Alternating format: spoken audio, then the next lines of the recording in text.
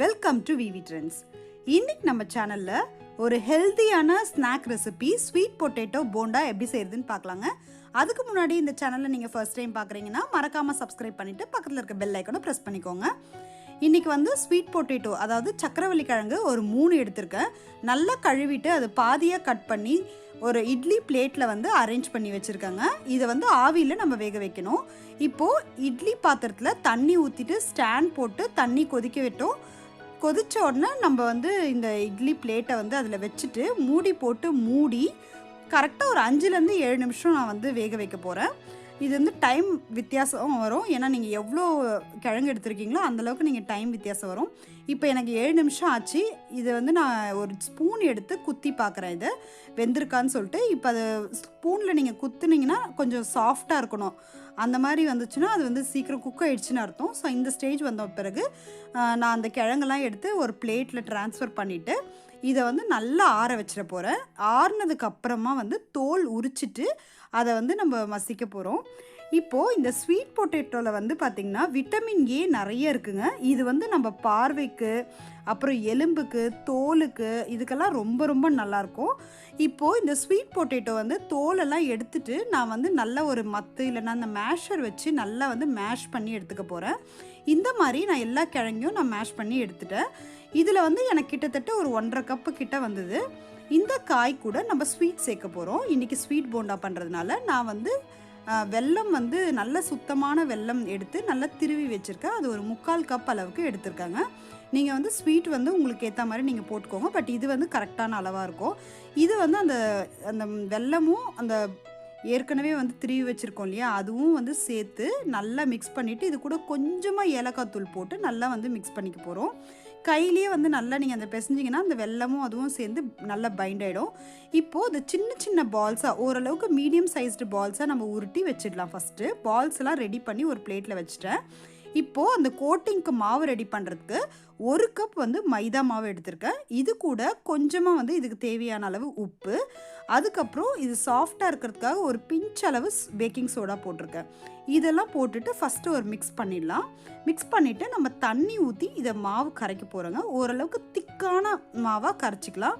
நீங்கள் வந்து கையிலையும் கரைக்கலாம். அப்படி இல்லைன்னா நீங்கள் அந்த எக் பீட்டர் வச்சுருப்பீங்கள அதில் வந்து கொஞ்சமாக தண்ணி ஊற்றி நல்லா வந்து கரைங்க. அப்போ வந்து உங்களுக்கு அந்த கட்டியெல்லாம் போயிடும். நல்லா ஸ்மூத்தான பேட்டராக உங்களுக்கு ரெடி ஆகிடும். இப்போ பார்த்திங்கன்னா நல்லா ரொம்ப தண்ணியாக இருக்கக்கூடாது. அந்த மாவு வந்து அந்த போண்டா வந்து தோச்சி நம்ம போட போகிறோம். அந்தளவுக்கு நான் ஊற்றி காமிக்கிற பாருங்கள், அந்த கன்சிஸ்டன்சியில் இருக்கணும். இப்போ நல்லா வந்து கரைச்சிட்டேன். நான் தேவையான அளவு நீங்கள் தண்ணி ஊற்றிக்கோங்க. பாருங்கள் இந்த அளவுக்கு இருக்கணும். நல்லா நான் இப்போ ஊற்றி காமிக்கிறேன் எப்படி இருக்கணும்னு சொல்லிட்டு. பாருங்கள் இந்த மாதிரி தூக்கி ஊற்றினா இந்த மாதிரி இருக்கணும். இந்த அளவுக்கு திக்னஸ் இருந்தால் போதுங்க. இப்போது இந்த பால்ஸ் எல்லாம் வந்து இந்த மைதா மாவு கரைச்சி வச்சுருக்கோம் இல்லைங்களா, அதில் வந்து நல்லா டிப் பண்ணிவிட்டு அதை அப்படியே எடுத்து எண்ணெயில் விட போகிறோம். எண்ணெய் வந்து நல்லா காஞ்சிருக்கு, ஓரளவு மீடியம் ஹீட்டில் காஞ்சிருக்கு. இப்போது நம்ம எல்லா போண்டாவும் அந்த மாதிரி தோச்சி அதில் விட போகிறோம். ரொம்ப தண்ணியாக மாவு இருந்துச்சு அப்படின்னா உங்களுக்கு வந்து எண்ணெய் குடிக்கும். அதனால் கரெக்டாக அந்த மாவு மட்டும் கரெக்டான பதத்தில் நீங்கள் கரைச்சிக்கோங்க. இப்போது இந்த நல்லா தோச்சி நம்ம விட்டுறலாம். இதை வந்து பார்த்திங்கன்னா நல்லா ஒரு மீடியம் ஹீட்டில் இதை வேக வைக்கணுங்க. கரெக்டாக இது சீக்கிரம் வெந்துடும். ஏற்கனவே வேக வச்ச காய் தான், மேலே இருக்க மைதா மாவு மட்டும்தானே நம்ம வேக வைக்க போகிறோம்.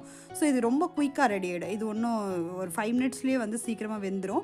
இது பார்த்திங்கன்னா கொஞ்சம் ஒட்டின மாதிரி ஆகிடும். மைதா மாவு தானே, அதனால் ஒன்றோட ஒன்று ஒட்டும். லைட்டாக வந்து நீங்கள் அதை விளக்கி விட்டுக்கோங்க, அப்போ வந்து சரியாக இருக்கும். இது மாதிரியே நீங்கள் மீடியம் ஹீட்டில் வந்து நல்லா வேக வச்சு எல்லா பேட்சஸும் நீங்கள் பொரிச்சு எடுத்துக்கோங்க. இப்போ ஸ்வீட் பொட்டேட்டோ பற்றி பார்த்தோம்னா நிறைய பேர் நினச்சிட்ருக்காங்க அது வந்து வெயிட் போடும் அப்படின்னு சொல்லிட்டு. கண்டிப்பாக அது கிடையாதுங்க. ஆக்சுவலாக ஸ்வீட் பொட்டேட்டோ வந்து வெயிட்லாம் போடாது. அது வந்து இது வந்து சயின்டிஃபிக்காக ப்ரூவே பண்ணியிருக்காங்க. இது வெயிட் லாஸ்க்கு ரொம்ப நல்லது அப்படின்னு சொல்லிட்டு. நம்ம பிளட் லெவல்லாம் ரொம்பவே இன்க்ரீஸ் பண்ணும். குழந்தைங்களுக்கு வந்து ரொம்ப ஹெல்ப்ஃபுல்லாக இருக்குங்க, ஏன்னா அது விட்டமின் ஏ நிறைய இருக்கிறதுனால.